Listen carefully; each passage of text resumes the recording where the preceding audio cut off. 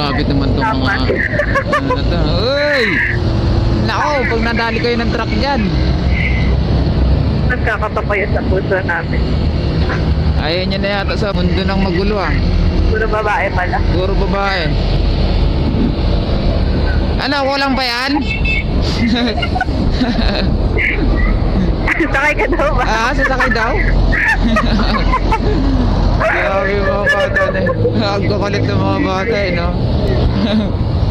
Tapos pag-post sa Facebook, mabait yung mga anak ko. Oo, mabait yung mga anak ko. Puro babae pa naman. Oo nga. Baka naka-short pa pag nasa-traffic ka. Oo nga. Grabe, labasan na ng malalaking truck. True. Kaya yung unang gantong oras ng pasok eh.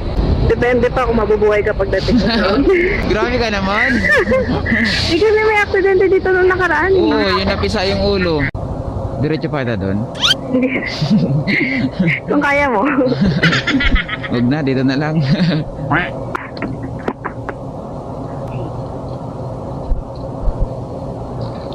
Ipanukli kaya ako dito. Sabi ko na wala eh. Palit na lang tayo, mga 500 din.